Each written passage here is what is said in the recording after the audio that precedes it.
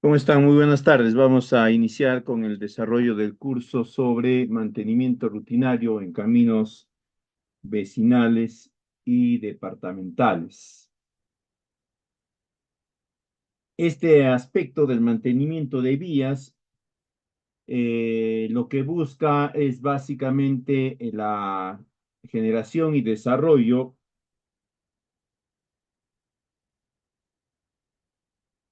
de un conjunto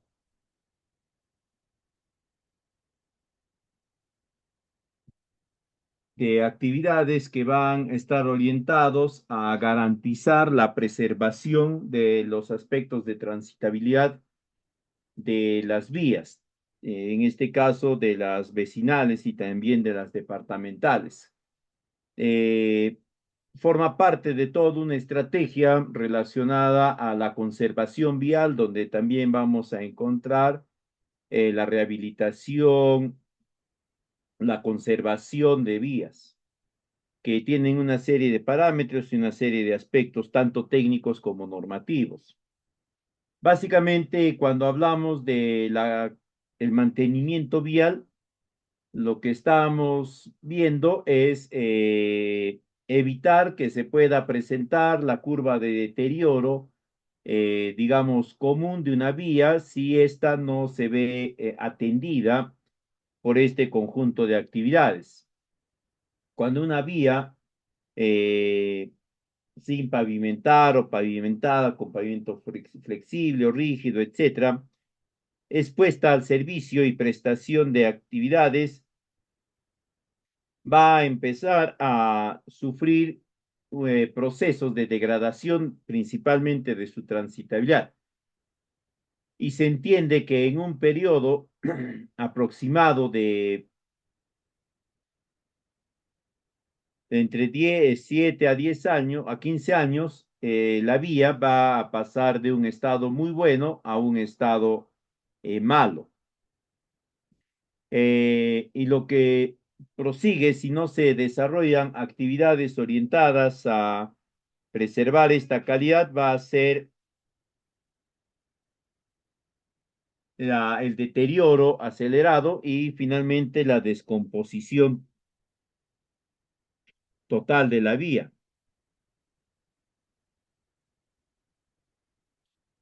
Eh, y en un lapso aproximadamente de unos 20 a 23 años, se entiende que la vía va a haber perdido sus características de forma total, ¿no? Es decir, ya no va a existir estas características que le permitían garantizar la transitabilidad.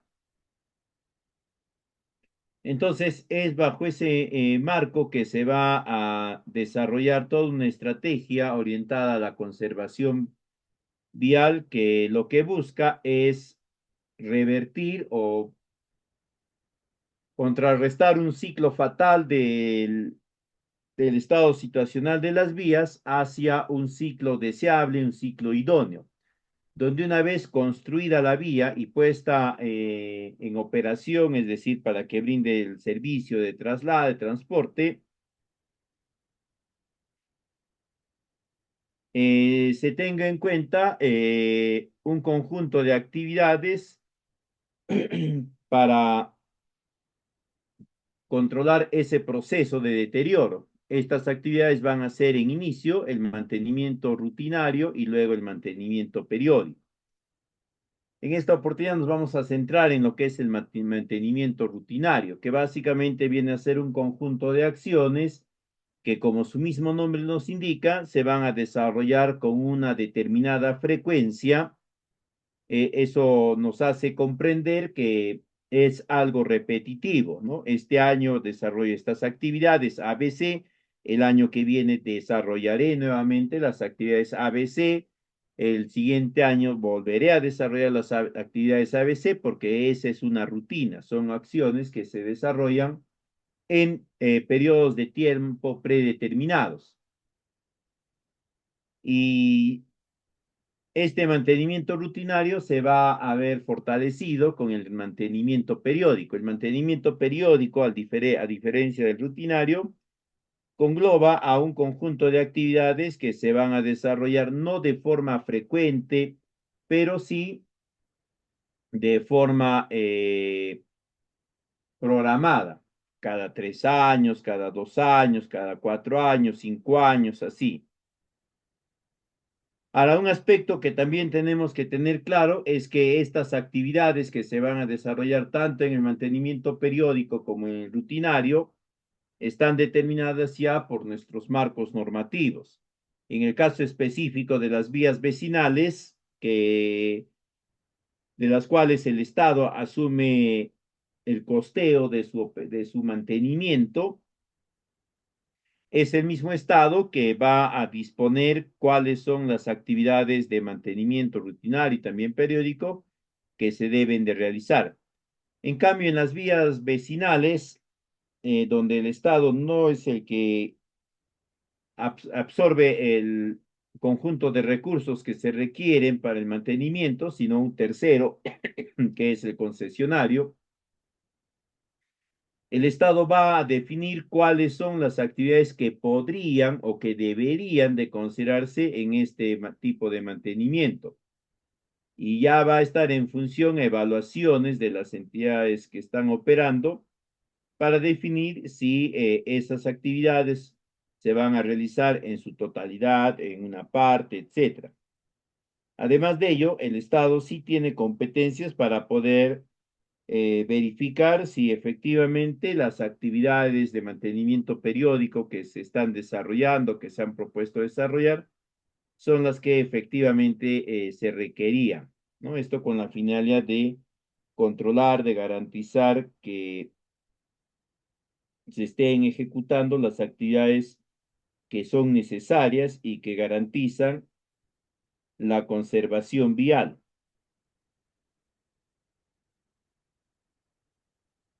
Como habíamos mencionado, la conservación vial va a estar orientada a prolongar la vida útil de una vía, en este caso vecinal o departamental, a través del desarrollo de una serie de actividades de carácter preventivo, es decir, las actividades que se van a desarrollar dentro de la conservación vial y dentro de esta el mantenimiento van a estar orientadas a evitar que se puedan presentar X tipos de sucesos. Como se entiende, para ese fin, entonces se tienen que generar todo un conjunto de lineamientos y de estrategias para poder darle el espacio necesario, el contexto en el cual estas actividades se vayan a desarrollar, tanto en las vías vecinales como en las vías departamentales. Uno de los mantenimientos más importantes que se va a requerir en este sentido va a ser el mantenimiento periódico. El mantenimiento periódico, como habíamos dicho, va a desarrollarse cada X cantidad de años. Y lo que va a buscar siempre es reponerle las condiciones idóneas de transitabilidad a la vía, ¿no? Básicamente es como volverla a poner nuevecita, ¿ya? Y a esto va a estar complementado o va a estar complementándolo el mantenimiento rutinario. Estas son todo un conjunto de acciones que va a evitar el deterioro rápido o el deterioro en determinados lapsos de tiempo de la vía, tanto vecinal como departamental.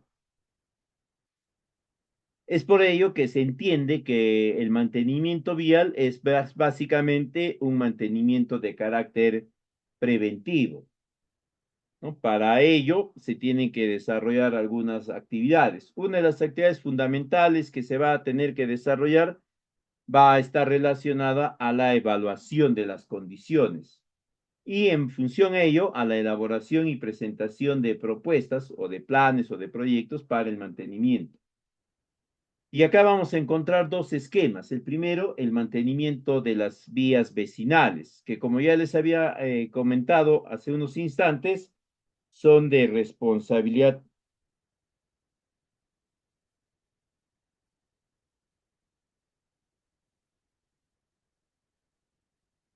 del Estado. El Estado es quien va a asumir esa responsabilidad de asignarle y destinar los recursos necesarios para estas actividades.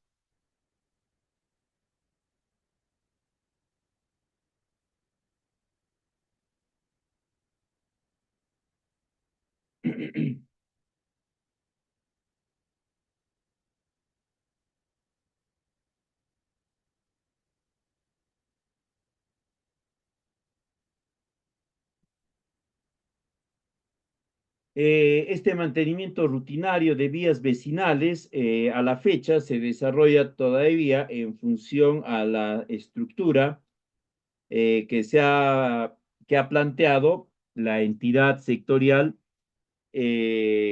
como modificación última el 2020, ¿no? En época de pandemia, donde se estableció, se planteó toda una serie de modificaciones, de adecuaciones para que forme parte de una estrategia de reactivación económica también.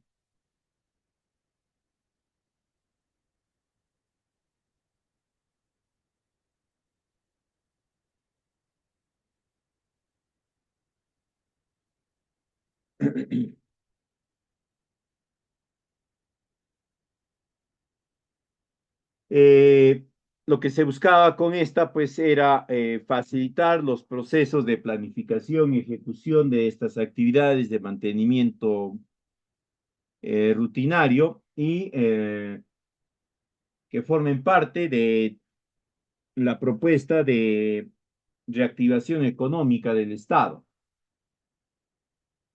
En función a ello, hubieron algunas modificaciones, algunas adecuaciones que se realizaron a los formatos que se presentaban comúnmente.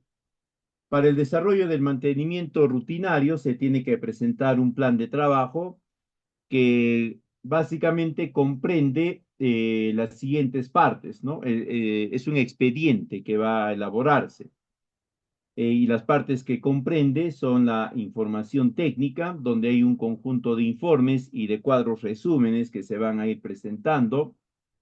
Luego está todo lo relacionado al mantenimiento periódico. Después viene todas las actividades que se van a realizar para el mantenimiento rutinario, de las que vamos a hablar el día de hoy. Igualmente están los aspectos ambientales y finalmente todo el esquema de mejora que son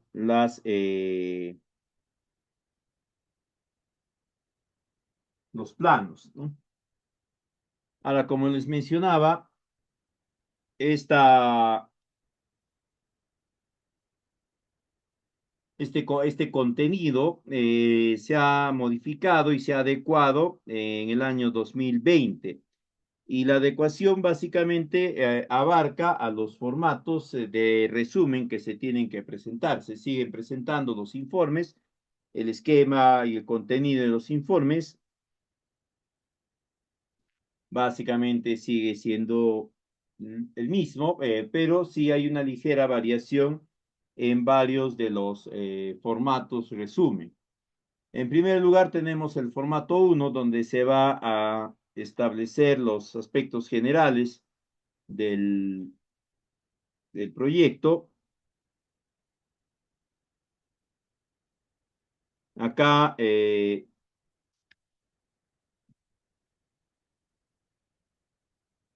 se va a indicar el nombre del proyecto, la ubicación de la zona de intervención, estamos hablando de ubicación de administrativa, ¿no? Este, distrito, provincia y departamento.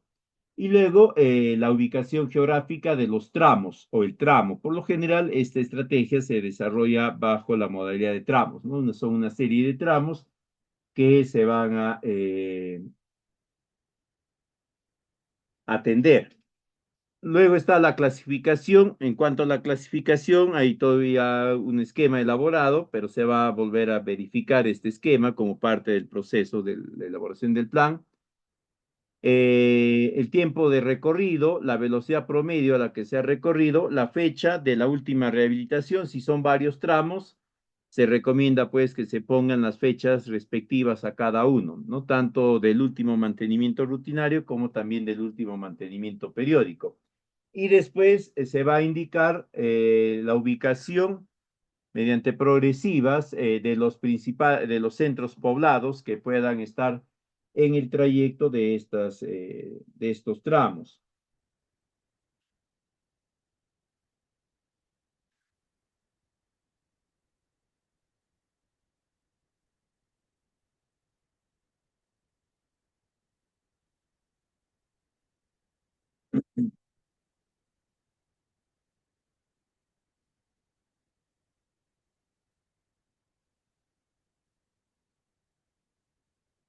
El formato número 2 está relacionado al informe topográfico.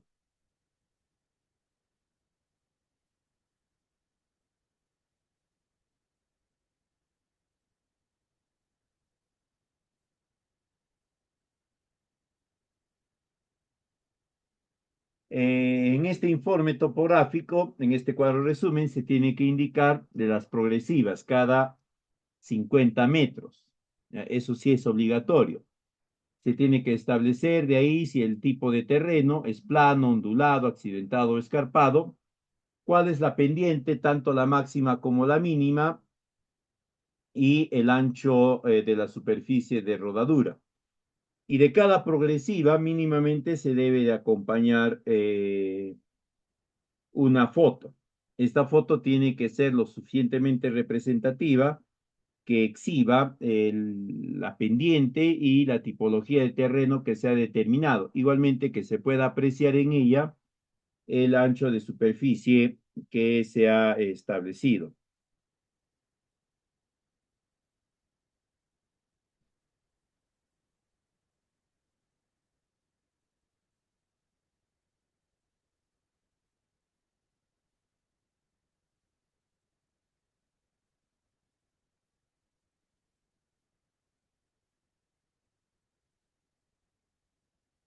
Luego tenemos el anexo 3, que es el inventario vial relacionado a los daños de la superficie de rodadura. En este se tiene que establecer cuáles son los tipos de daño que se ha identificado. Se recomienda que también en la medida de lo posible, aunque puede significar algo más de recarga en el trabajo, se hagan de acuerdo a las a progresivas de 50 metros, ¿no? De no ser así, se podría trabajar en función a las progresivas en las que se vaya encontrando estos daños.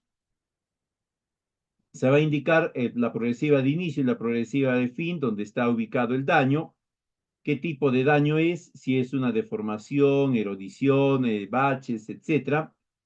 Eh,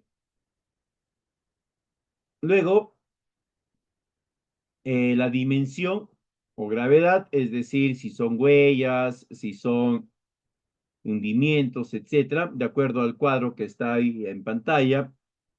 Después, observaciones y comentarios, estas tienen que tener relación con lo que se está mostrando, con lo que se está exhibiendo en la foto. ¿Ya? La foto no puede mostrar algo que el comentario indica en otro sentido. ¿Ya? Tiene que haber una correlación.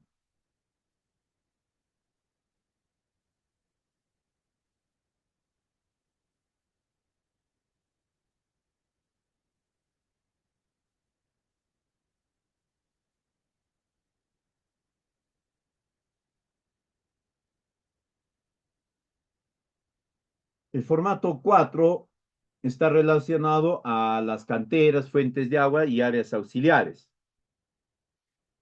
Acá se va a indicar la progresiva en la cual está ubicado la cantera, la fuente de agua, a qué lado de la vía está, si está al lado derecho, al lado izquierdo, la cantidad de metros que se tiene que recorrer para llegar desde el borde de la carretera hasta esta cantera, fuente de agua, área de patio de máquinas o lo que fuese.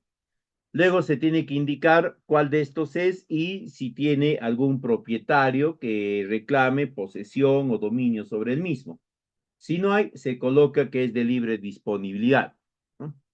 Y en observaciones se puede indicar la denominación local que le dan a la zona, al paraje, a la fuente de agua. Ya eso ya va a estar en función. Ahora, ¿qué sucede si no le dan una denominación, ¿no? Ustedes tienen que darle una codificación, ¿no? Será cantera uno, cantera 5B, 5A, dependiendo ya de ustedes. Y nuevamente la foto, ¿no? La foto tiene que ser también, tiene que expresar los aspectos principales que se están indicando.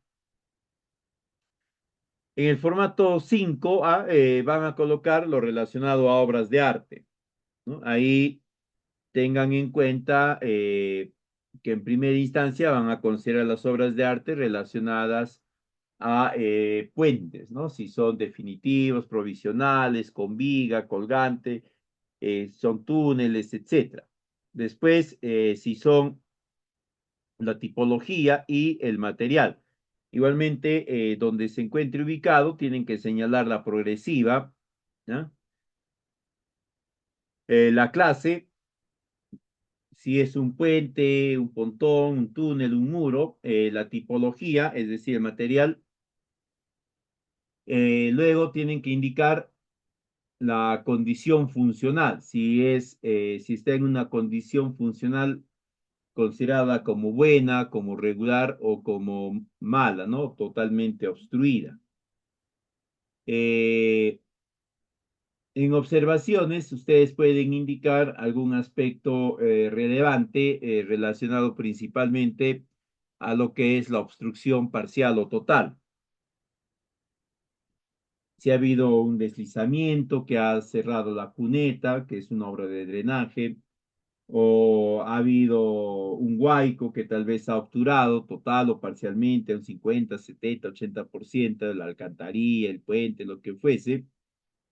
También pueden considerar acá si la obstrucción es relacionada a los residuos sólidos, ¿no? Hay zonas donde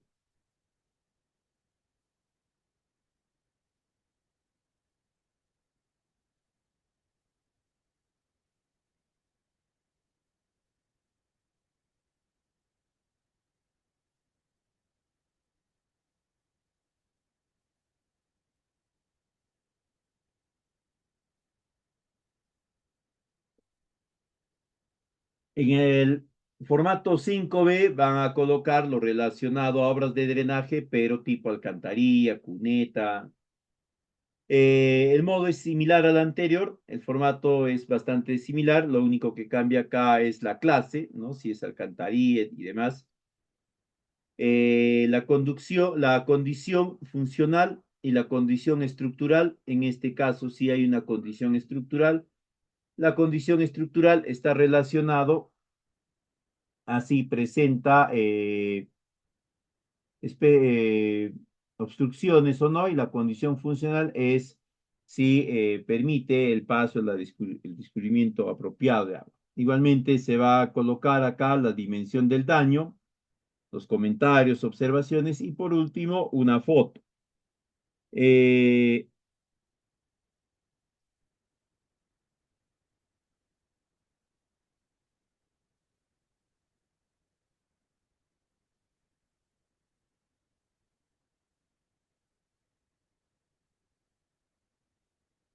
en el formato 6 de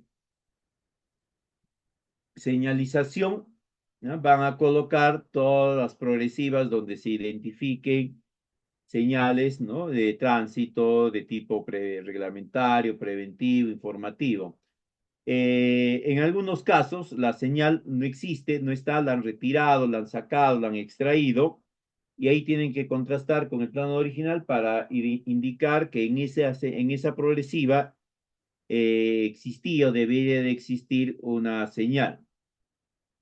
De ahí van a especificar la condición, si no tiene problemas de visibilidad, si está dañada y no se puede leer, o si está ausente o es imposible leerla por una total decoloración o lo que fuese. También podría darse la situación en que intencionalmente ha sido dañada para que no pueda reconocerse el código de la señal.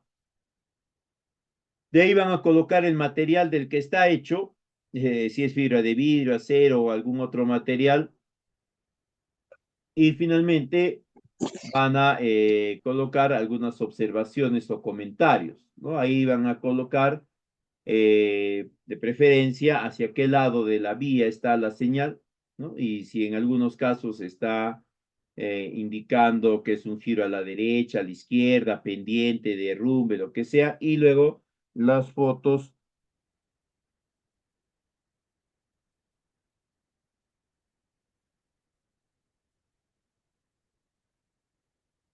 correspondientes. ¿Ya? Eso no se olviden, las fotos son fundamentales, ¿ya? En primera instancia, para tener documentado y sobre todo las evidencias de aquellos daños, aquellas variaciones que ha sufrido la vía y que van a ser atendidas por la intervención de mantenimiento que se está proponiendo. Tengan en cuenta ello, ¿no? Para ser bastante pragmáticos al momento de considerar las imágenes fotográficas que den testimonio de ello. Luego tenemos el formato 7, donde van a establecer los puntos críticos. Ahí van a indicar si hay fallas constructivas, geológicas, geotécnicas, ¿no? Cuál es a qué lado de la vía están. También van a indicar si estas se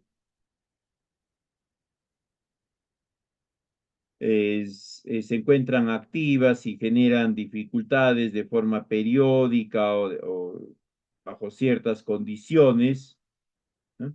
Eso lo van a hacer en el recuadro de observaciones y comentarios. Y luego, una vez más, las consabidas fotos.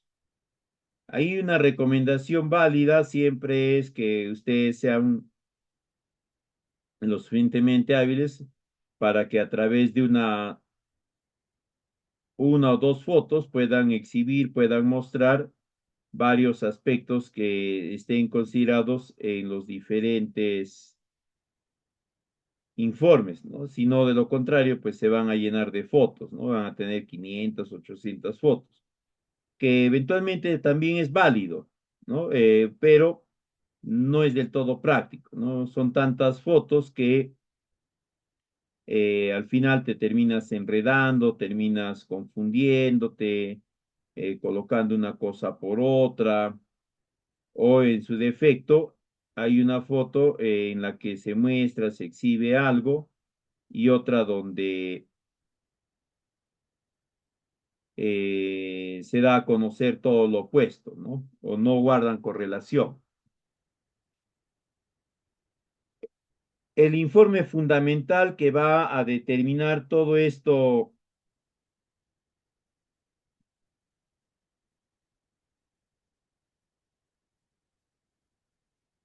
va a ser el informe topográfico.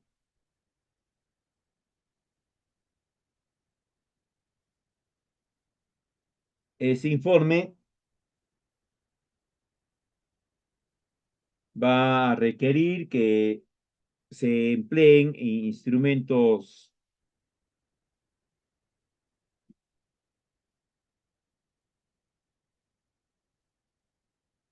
que estén calibrados, que les garanticen una buena georreferenciación de todo el proceso de levantamiento de información topográfica de campo, de modo tal que los tramos que se hayan podido ir identificando tengan una gran congruencia con la realidad de campo y no se tengan que o no estén sujetos a variaciones que van a alterar finalmente los presupuestos y los recursos que se van a solicitar. En cuanto a las normas ambientales, existen algunos formatos que tienen que completar. Básicamente están relacionados a las actividades que van a realizar en torno a las canteras, al uso de las mismas, sobre todo si va a haber retiro, remoción de material de estas para hacer, desarrollar actividades de relleno, de compactación de materiales y demás. Otro aspecto fundamental es que deben de tener en cuenta un acompañamiento de planos lo suficientemente detallados de cada una de las actividades o de todas las actividades que van a realizar. Estos planos tienen que ser una representación bastante fidedigna de la realidad de campo, ¿ya? Sobre todo en lo que es el plano de la vía, el plano clave, ¿no? Cuál es el recorrido, cuáles son los tramos, las alturas y demás, las cotas. Y en cuanto a las características constructivas de algunos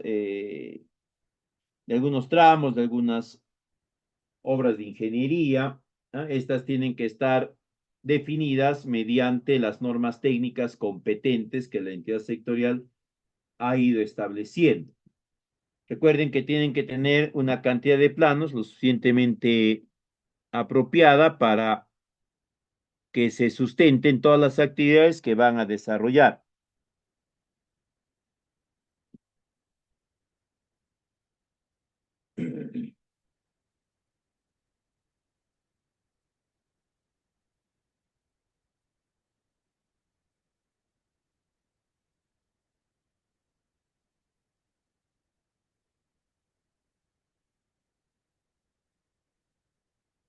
¿No? En cuanto al proceso de definición de las actividades y sobre todo de los presupuestos en el mantenimiento rutinario de caminos vecinales, lo primero que se tiene que hacer para poder definir estos aspectos es determinar la tipología de caminos.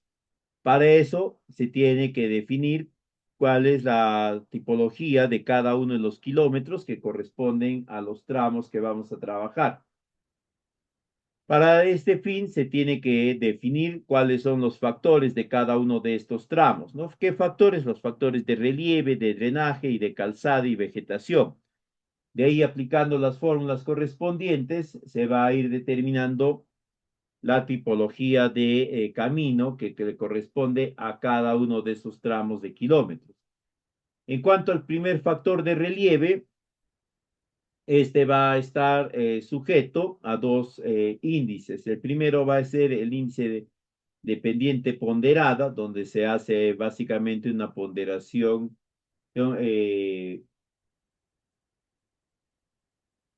ponderada aritmética, ¿no? De cada uno de los tramos que se están evaluando, es decir, de cada kilómetro se tiene que ir estableciendo esto, de cada kilómetro o parcial, ¿no? Es decir, de 800 metros, los últimos 850 metros, de eso se saca también el índice de pendiente ponderada. De acuerdo a este índice, ¿no? Se contrasta con la tabla de GEMA y de ahí se define cuál es el factor. Para el factor relieve se tiene que trabajar con tres subíndices, ¿no? El subíndice de estabilidad de talud en roca fija, en roca suelta y en material suelto. Dependiendo de cada uno de ellos y los tramos que le corresponda dentro del kilómetro, se irá estableciendo los subíndices. Y de acuerdo a la tabla GEMA se irán determinando también los factores, ¿no? ¿Cuál es el factor de relieve en material suelto, en roca suelta o en roca fija? Luego de ello, a través de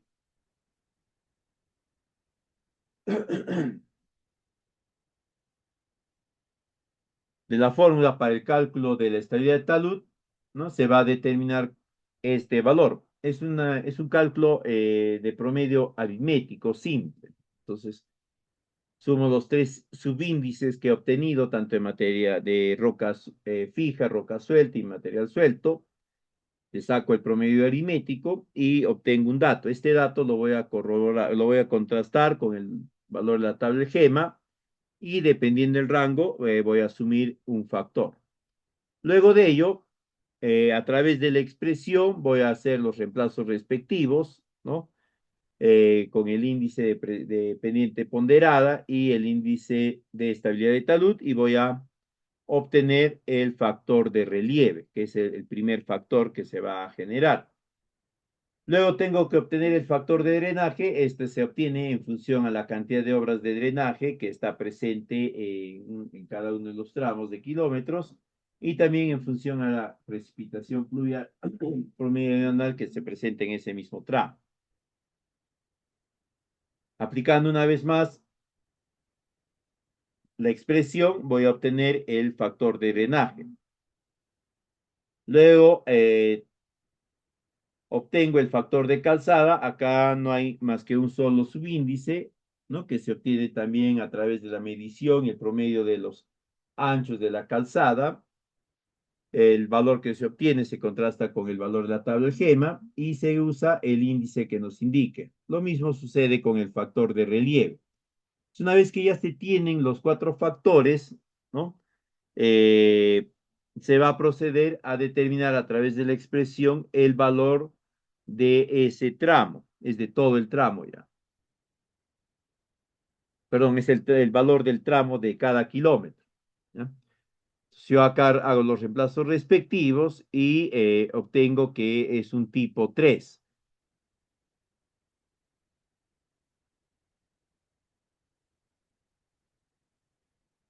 Entonces, mi tramo, ese kilómetro, es del tipo 3. Y lo mismo habré hecho con los demás kilómetros. Entonces, yo voy a tener, ¿no?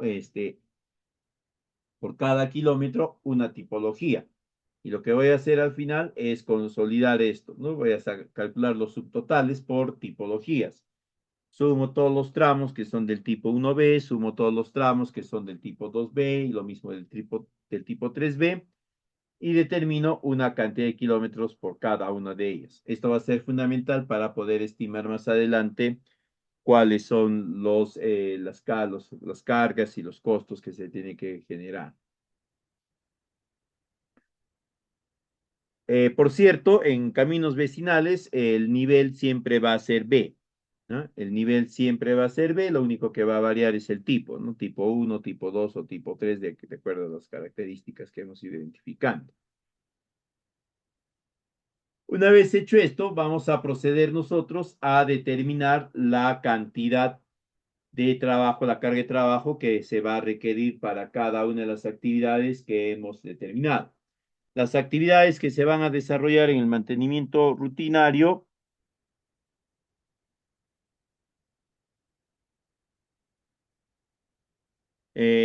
están definidas ya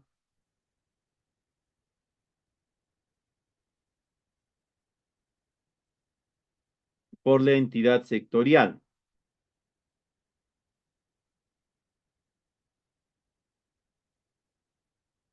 ¿Ya? Y lo único que nosotros tenemos que hacer es definir si tales o cuáles actividades corresponden al tramo que se va a trabajar. Una vez hecho esto, vamos a proceder a determinar las cargas de trabajo. Para ello tenemos que definir en primera instancia la cantidad de trabajadores que se va a requerir y en función de ello las cargas de trabajo reajustadas, luego el número de días necesarios y de ahí se realiza la programación.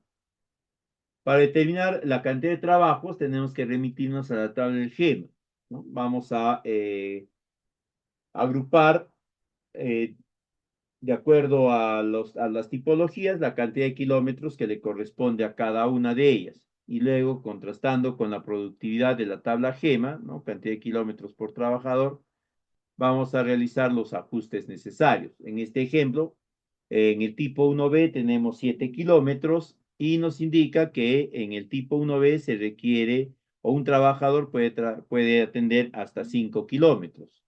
Dividimos 7 entre 5 y obtenemos 1.4. Quiere decir que 1.4 trabajadores podrían atender esos 7 kilómetros del tipo 1. Lo mismo hacemos con el tipo 2 y 3, ¿no? Y vamos obteniendo esos valores.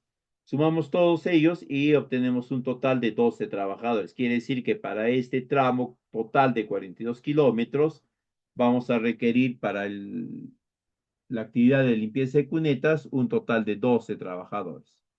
Después de eso, tenemos que verificar la agrupación de los tramos de acuerdo a los kilómetros que se han ido estableciendo, ¿no? Como habíamos visto en el ejemplo, del tipo 1B se ha obtenido 7 kilómetros y los tramos en los cuales se va a hacer limpieza de cunetas en esos 7 kilómetros corresponde a esas progresivas, la progresiva 1 a 2, 4 a 5, 13 a 14 y así sucesivamente.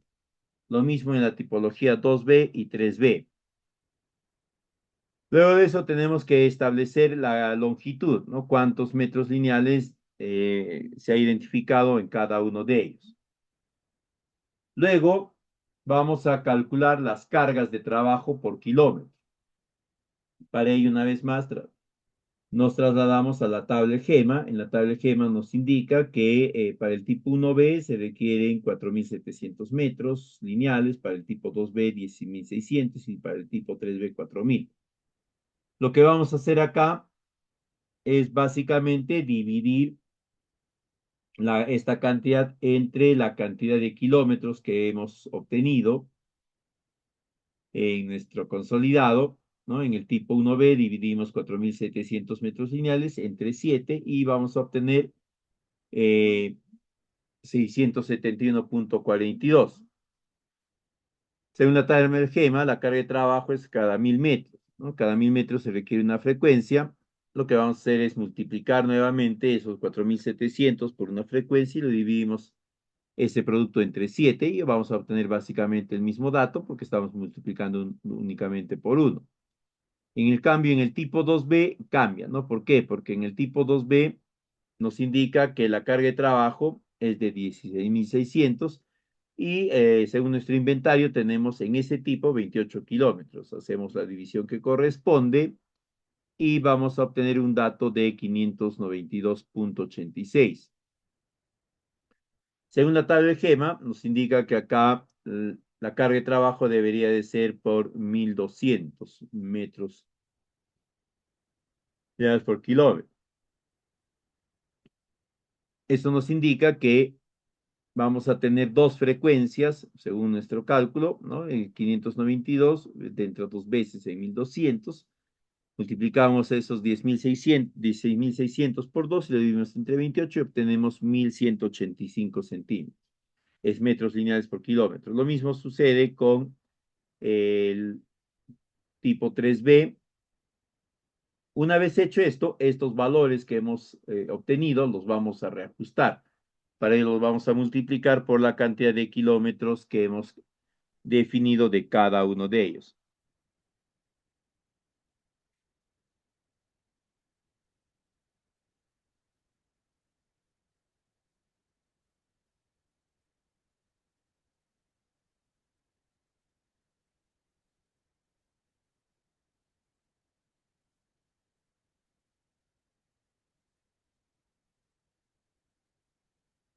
Y vamos a obtener que vamos a un total de 49.899.78 metros lineales. Según la tabla GEMA, lo que nos correspondería a nosotros sería un total de 53.200 metros lineales y eso indica que tenemos un incremento porcentual equivalente a 6.20. Estamos dentro del rango. Una vez hecho eso, vamos a proceder nosotros ya a determinar nuestras necesidades de personal con estas cargas de trabajo reajustadas, es decir, con estos datos de 4.699, 33.199, etcétera. ¿No? Estos datos que hemos obtenido en estos valores, ¿no? En estos de acá. Vamos a trabajar. ¿Dónde está? No está mi lápiz. Ah, perdón. Vamos a trabajar con estos valores de acá. Estos valores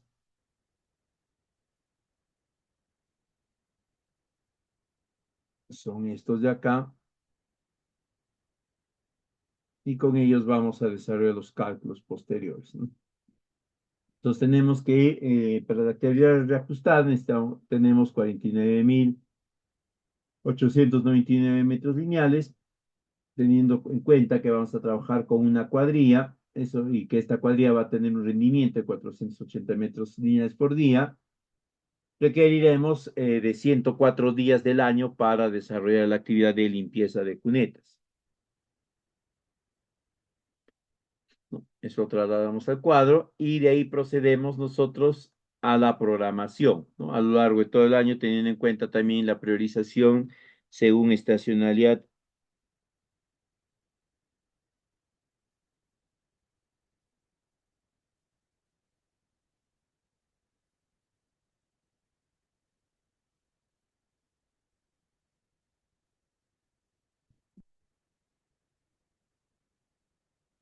¿No? Pero de la misma forma trabajamos con todas las otras actividades, ¿ya? Ahí tienen que verificar cuál ha sido la prioridad y la estacionalidad que le ha dado la entidad sectorial a cada una de estas. No se olviden que requieren un equipamiento mínimo para el desarrollo de este tipo de actividades, ¿no? Mientras mejor calibrados y más actualizados estén los equipos, habrá una mayor precisión por parte de los resultados que estén.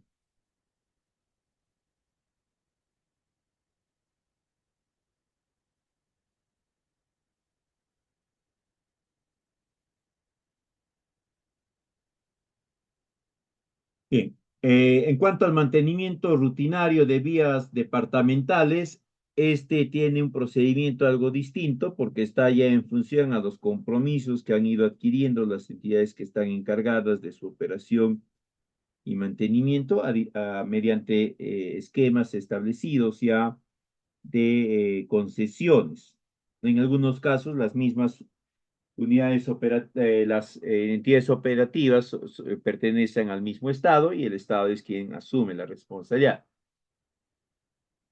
Teniendo en cuenta que las vías departamentales son vías que tienen ya una cubierta asfáltica, ¿no? Acá los criterios de transitabilidad son algo distintos a los de mantenimiento de vías vecinales. Acá se consideran los baches, la rugosidad, la fricción mínima, el drenaje, la señalización completa y que las calzadas y las bermas estén correctamente conformadas.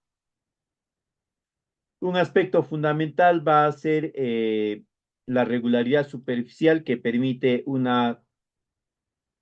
tránsito regular y apropiado. Y el criterio que se va a tomar para determinar esta característica va a ser el índice de rugosidad internacional. Este índice básicamente nos indica el conjunto de irregularidades que va a presentar una superficie pavimentada y que va a tener como efecto las vibraciones en el vehículo que lo transita. En ese contexto de ideas, este índice es básicamente un indicador más de tipo estadístico, porque va a permitir obtener unos rangos y también unos promedios, unos valores máximos y mínimos que se tienen que tomar en cuenta. Para el desarrollo de las actividades de mantenimiento de vías vecinales, hay todo un conjunto normativo, procedimental, técnico, que el Estado ha establecido y que exige que se pueda cumplir. Un aspecto fundamental para esta exigencia que hace el Estado es la facultad que le ha otorgado al operador para la cobranza de lo que se entiende como los importes por la transitabilidad, los famosos peajes, ¿no? Para eso están orientados los peajes, para garantizar no solamente para el mantenimiento rutinario, sino también el mantenimiento periódico y el desarrollo vial incluso, ¿no?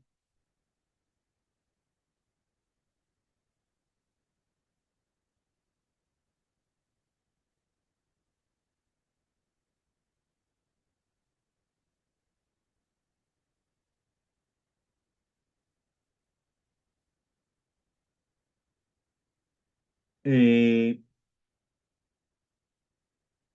Como les mencionaba, para estas funciones de mantenimiento a nivel de estas vías vecinales, el Estado ha ido estableciendo una serie de lineamientos, una serie de criterios, de normas que tienen que tenerse en cuenta, ¿no? Es importante en ese sentido que ustedes se remitan a la entidad sectorial para que puedan obtener todo este conjunto de normas. Otro aspecto que el Estado determina para o emplea para determinar la necesidad de las actividades de mantenimiento, de conservación, de rehabilitación vial está relacionado a la calificación de la condición de la carretera, ¿no? Y ahí hay esquemas específicos tanto para el pavimento flexible como para el pavimento rígido. Este cuadro de estos criterios es mucho más amplio, ahí está puesto una parte nada más de este, nos va a ir arrojando una serie de valores que luego vamos a consolidar y nos va a permitir establecer si la condición de la vía es buena, regular o mala, ¿no? Esos valores que vemos en este cuadrito de acá son los que nos van a indicar la necesidad de algún tipo de mantenimiento de conservación vial. Estos valores de acá nos van a indicar, ¿no? Si acá, por ejemplo, desarrolla la calificación de la condición vial, nos sale un valor, digamos, de 250, vamos a poner simplemente 250, que correspondería más o menos a este rango, significaría que se requiere una conservación periódica y se tiene que generar la misma hasta que se rehabilite la vía en sus condiciones originales. Luego está la conservación rutinaria. La conservación rutinaria básicamente es lo mismo que habíamos dicho al inicio, ¿no?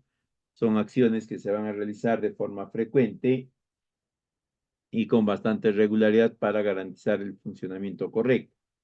Si es de pavimento rígido, también tiene su esquema de evaluación, ¿ya? Esto lo van a encontrar en las normas técnicas correspondientes.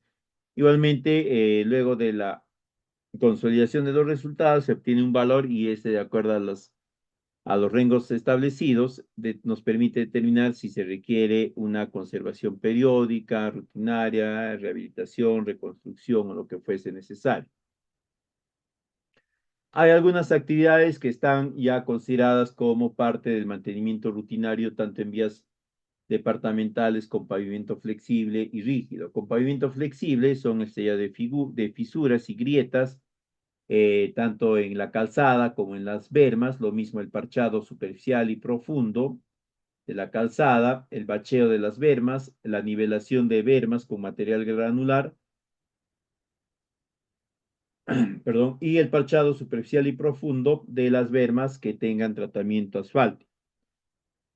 Si es pavimento rígido, también se considera el sello asfáltico, los recapeos asfálticos, es lo que muchas veces es más común, el fresado de la carpeta asfáltica, el microfresado de la misma. Luego tenemos la reconformación de la base granular de las bermas, la imprimación de las mismas y la nivelación de estas con mezcla asfáltica, ¿no? Son básicamente las actividades que de forma más recurrente se cumplen en el mantenimiento rutinario. Esto a nivel de vías departamentales. Y la entidad que va a asumir la responsabilidad va a ser el operador, ¿no? Que puede ser un concesionario, si es que se ha dado en esta figura, o alguna entidad del propio Estado. Bien, sería todo en esta oportunidad. Si hubiesen algunas consultas, quedo atento para poderlas absolver.